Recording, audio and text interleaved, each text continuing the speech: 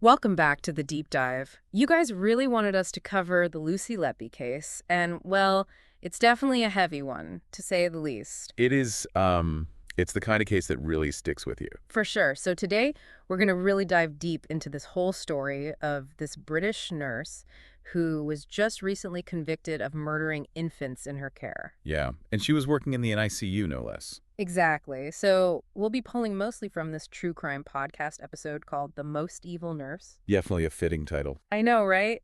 It's just like, how could someone, especially someone entrusted with the care of these tiny, vulnerable babies, do something so horrific? That's the big question, isn't it? And I think that's why this case has captured so much attention both here and across the pond. It's just, it really makes you think about the nature of evil. Like, where does it come from? How do we even begin to understand it? And it also raises these unsettling questions about healthcare systems, about how someone like this could operate undetected for so long. That's a whole other can of worms, for sure. But let's start by setting the scene. Okay, so we're in Chester Hospital, a seemingly normal, everyday hospital. But then within its NICU, there's this alarming spike in infant deaths. And initially, there's just this utter confusion, right? Like, no one can figure out what's going on. Right, and the podcast really does a good job of laying out all these different theories that were floating around at the time. Like what? Well, at first, some people actually thought it might be supernatural, like a curse or the hospital's haunted. Oh, wow. I remember that. Yeah. And then there were those concerns about the water pipes, right? Yeah, like maybe they were contaminated with feces or something. It was really scary. I can only imagine the panic among the parents. Like, my baby's in the NICU and there might be something in the water making them sick. Right, it was a chaotic time for sure. And amidst all this, there's Dr. J, one of the senior doctors, and he's super skeptical of any talk of foul play. Especially the idea that a nurse could be involved, right? Totally. He just couldn't fathom it. And to be fair, it is hard to imagine. Nurses are supposed to be caregivers, the ones who comfort and heal. Exactly. And then the podcast introduces us to Lucy Letby. And at first glance, she seems like the perfect nurse, maybe even a bit too eager to please. Yeah, like she's always there, always offering to help, almost like a brown-noser. And some of the parents even found her a bit off-putting. Yeah, it's like she was too present, too involved, almost like she couldn't read social cues. And that's where that unease starts to creep in. Okay. Like, why is she always around when something bad happens? It's that pattern of coincidence that starts to become impossible to ignore. Exactly. And then there are these specific incidents that really start to raise red flags. Like one nurse described seeing Lucy watching parents as they held their deceased baby. That's just, I don't even have words. That's so creepy. Yeah, it's chilling. And then you have the hospital executives who seem more concerned about a potential lawsuit than actually getting to the bottom of what's happening. That's infuriating. Like, how could they prioritize their own reputation over the safety of these infants? It's a tough question, and honestly, I think it speaks to a larger issue within institutions, this fear of legal repercussions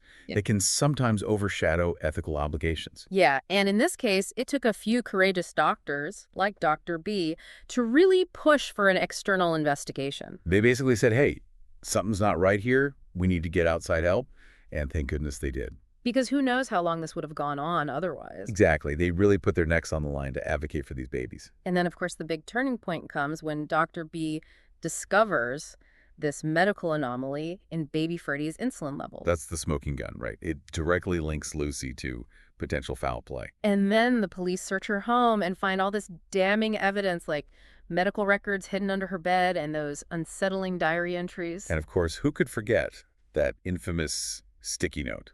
The one where she wrote, I am evil. I did this. Yeah, I mean, that's pretty much a confession, right? It's hard to interpret it any other way. And then there are the 3 arrests.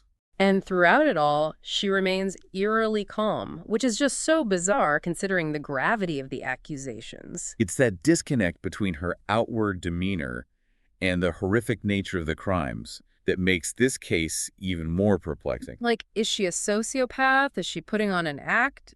It's hard to say. And then there's the discovery of her obsessive Facebook searches, where she's constantly looking up the families of the victims. It's like she's deriving some kind of sick pleasure from their grief. It's incredibly disturbing, and it suggests that there's a lot more going on beneath the surface than meets the eye. We've covered a lot of ground here, but we've only just scratched the surface. Yeah, we've laid out the initial confusion, the mounting suspicion, and the turning point in the investigation. But now we need to really delve into the specifics of these cases. And try to understand the why behind these horrific acts. Exactly. And that's where things get really complicated. So buckle up, folks, because this deep dive is about to get a lot heavier. Yeah, this is definitely not for the faint of heart. But it's important, and it's something we need to talk about. Absolutely. So let's take a deep breath and dive back in. Okay, here we go. All right, so we've kind of set the stage with the overall craziness at Chester Hospital, but now we need to talk about the victims, the actual babies who lost their lives because of Lucy Letby. Yeah, it's easy to get caught up in the investigation and all the evidence, but we can't forget about the human cost of all of this. Exactly. So the podcast starts with this truly heartbreaking story of these twin babies, Andy and Bella, who were born prematurely. And their mom, Renee, had to have an emergency C-section, so she's still recovering from that when baby Andy suddenly goes into cardiac arrest. I remember listening to that part and just feeling sick to my stomach, like the doctors are describing how they're desperately trying to revive him, but nothing's working. And Renee is just helpless. She's in a hospital bed, recovering from major surgery, and she can't even hold her baby. And later, she talks about how she blamed herself, wondering if her autoimmune disease somehow contributed to Andy's death. That's the thing about grief. It can really make you question everything. And as a parent, that guilt can be so overwhelming. Like you automatically start thinking, what if I had done something differently, even if there was nothing you could have done? It's that search for answers that need to make sense of something so senseless. And in this case, with all the medical complexities surrounding premature babies, it just adds another layer of confusion. And to make matters even worse, Renee is now left grieving the loss of one twin while also fearing for the life of the other, Bella, who's still in the NICU. Talk about a nightmare scenario. I mean, how do you even begin to cope with that? I can't even imagine. And then the podcast moves on to baby Charlie, who was born incredibly premature, weighing just over 2 pounds. Yeah, they describe him as a little fighter, but then his condition just suddenly takes a nosedive. And guess who's right there in the middle of it all? Lucy Letby. It's almost like she's drawn to these crisis situations. And she's not just observing, she's actively inserting herself, offering medical suggestions. Which is just so strange, right? Like, why is she so eager to get involved? That's a good question. And the podcast actually mentions a chilling detail from one of the nurses who witnessed Lucy watching from the window as the parents cradled their deceased baby. Okay, that is seriously messed up. Like, what kind of person does that? It speaks to a complete lack of empathy, a detachment from the raw emotion that's happening right in front of her. It's almost inhuman. And then there's baby Diana, whose story is particularly tragic because her initial health problems were actually caused by a mistake by the hospital staff. Yeah, so it's like she was already fighting an uphill battle, and then to have this happen on top of that, it's just heartbreaking. And even in those final moments, as Diana's parents are saying goodbye to their baby, Lucy is there, hovering, offering unwanted assistance. It's like she's completely oblivious to the emotional needs of those around her, or worse, she's actually getting something out of it. Like she's feeding off their grief. It's so disturbing. And then you have Elliot, whose death was particularly gruesome, and after he's gone, Lucy offers to bathe him. Okay, now that is just straight up weird. Like, who does that? It's a major violation of boundaries, especially at such a sensitive time. And Elliot had a twin brother, Freddie, whose blood sugar suddenly plummeted, and it turned out someone had tampered with his feeding bag. And they found traces of insulin, which is a pretty clear indication of foul play. And guess who was in charge of his feedings during both shifts? Lucy Letby. Bingo. I mean, at this point, the evidence is really starting to pile up. And it's not just circumstantial anymore. There's a direct link between Lucy's actions and the harm that was inflicted on one of these babies. And then they find those medical records stashed in her home, those creepy diary entries, the Facebook searches, and of course that note where she writes, "I am evil." I mean, come on, what more do you need? It's pretty clear cut, right? You would think so, but even with all of this evidence, there are still people, including her parents and some of her friends, who maintain her innocence. They claim she's a scapegoat, that the hospital is trying to cover up their own mistakes. Which is understandable, to a degree. I mean, it's hard to accept that someone you love could be capable of such horrible things. It's easier to believe in a conspiracy than to confront that reality. Exactly. But the evidence is pretty overwhelming, and the trial itself must have been incredibly difficult for the families involved. Having to relive those traumatic experiences, it's just awful. And then there's Lucy, sitting in the courtroom, clinging to her comfort blanket and stress toy, claiming she has PTSD from her arrest. It's hard to reconcile that image with the cold, calculating person the prosecution is describing. Like, is she putting on an act? Is she genuinely distressed? It's hard to say. But one thing is certain, her actions had a devastating impact on those families. Absolutely. And the podcast ends with a really powerful statement from baby Charlie's mother. Yeah, she talks about how Lucy's actions basically tainted her early memories of her son. And how she could finally wear his handprint necklace again without feeling that taint. It's a small victory, but a significant one. It's a testament to the resilience of the human spirit, that even in the face of such unimaginable tragedy, there's still hope for healing. And now we're left to grapple with the biggest question of all. Wait. Why? What could possibly drive someone to do something like this? Okay, so we've been through a lot, haven't we?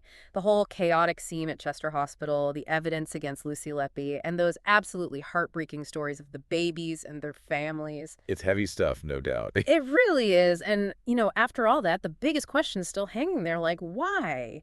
What on earth could drive a person to do something so evil, especially to defenseless babies? That's the million-dollar question, and to be honest, there's no easy answer, even after listening to that podcast. Yeah, the most evil nurse goes over a few theories, but none of them feel like, oh yeah, that totally explains it. Exactly. It's not like a simple puzzle where all the pieces fit neatly together. This is more like, well, it's messy, human, and complicated. Totally. So one theory that comes up is Munchausen by proxy, which, for those who don't know, is basically when someone intentionally harms another person to get attention and sympathy for themselves. Right. And, the podcast pointed out that Lucy was always texting her colleagues about how tough her shifts were. And she kind of seemed to revel in being seen as this, like, heroic, dedicated nurse. Yeah, like she wanted to be the center of attention, but does that really explain the cold, calculated way she went about all of this? That's the thing. It doesn't quite add up. And what about those Facebook searches, the way she lingered around the grieving families? Yeah. That seems like it goes way beyond just wanting attention. Yeah, it's like she was getting some kind of twisted satisfaction from it all, which is just so disturbing. Exactly. And then there's the theory about her being fixated on this doctor, Dr. Crush.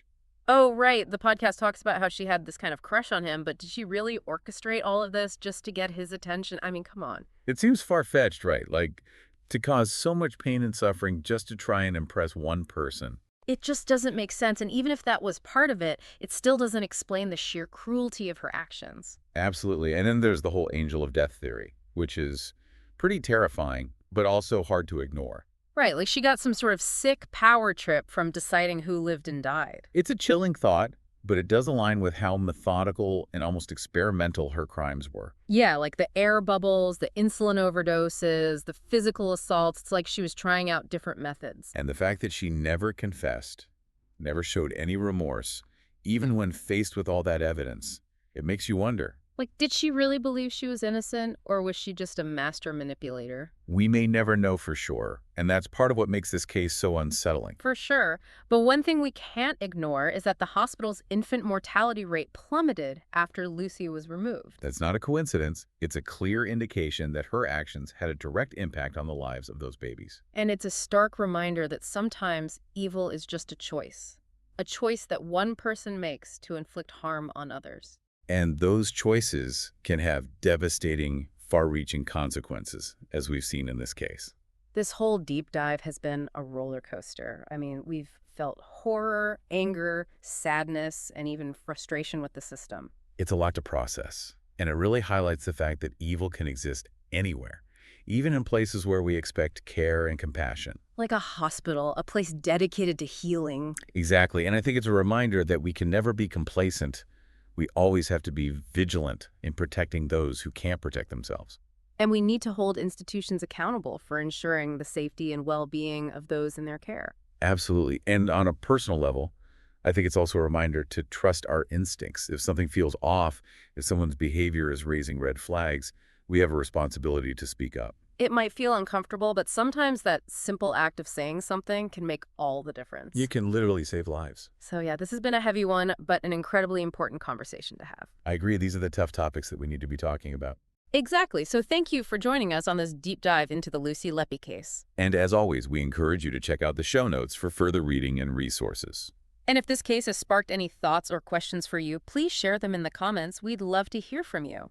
Thanks for listening, everyone. And until next time, stay curious, stay critical, and stay compassionate. And remember, sometimes the most difficult stories are the ones we need to hear the most. See you next time.